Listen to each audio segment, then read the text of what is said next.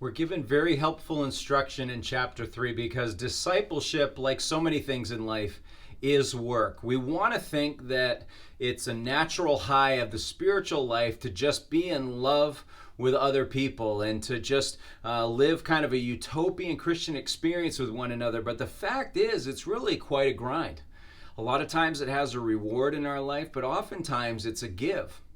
And so the more we give, the more we wonder, is this worth it and stuff? And I think that sort of thing is what talks us out of pursuing the work of having a discipling kind of relationship with somebody else in the church.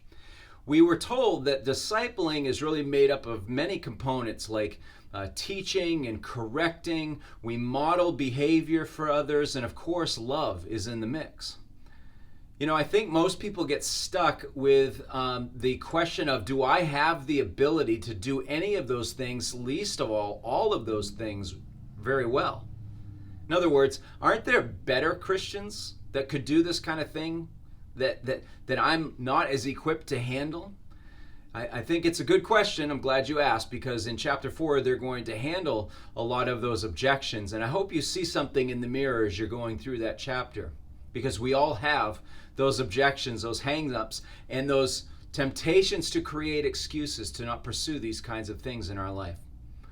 I like the fact that we're reminded that we can teach. The truth is, all of us can teach something. Some of us say, well, my expertise is to teach people what not to do. And they say that a little bit tongue-in-cheek, but there's also, I think, some sincerity to it. I know people that have downplayed their ability to teach somebody else something, but then somebody on the outside, even somebody with maybe some more smarts than them or anything, looks at what they do and they say, can you show me how you do that? And I'm amazed to watch that, because what it tells me is that most people will appreciate that someone else has done something before them. Even if they're smart enough to figure it out, or even if they could have put the pieces together at some point, the difference is that they did it before me. And I want to hear from them. I want to learn from them what they've done. We can all teach somebody something.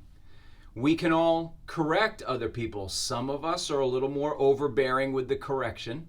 But the reality is that we have the ability to see the things that other people may not be able to see in themselves, or the things that they may be doing, and we have the opportunity to point it out to them. I have people in my life that might say that I know the Bible better than them, or that I get up before you all and preach these things, but they have had very opportune and strategic moments in my heart to teach me something that I needed to say, you know what, I've forgotten that, or I've moved away from that, or I never saw that before. And I needed to hear it because my heart was down a path of self-destruction, and somebody needed to wake me up and get me out of that. And certainly we can all leave an example. And I think we don't think about this nearly enough, is that we are all following somebody. We are all looking for examples, and you and I are able to leave them. I like also the warning here that love has to be in the mix, because we can all show love because it's a biblical command, not because it's simply emotional.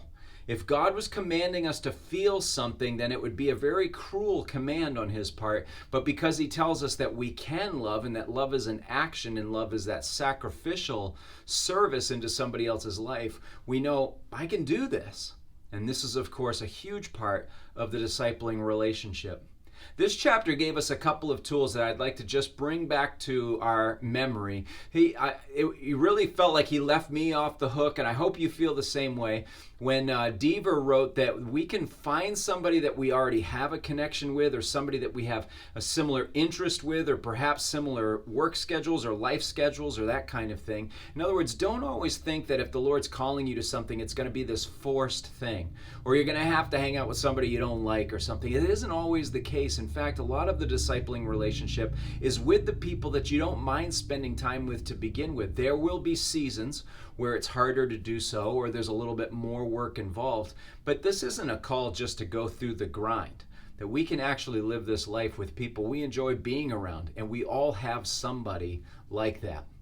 Also, I think it's important for us to remember that the number one rule in spiritual kingdom real estate is initiate, initiate, initiate.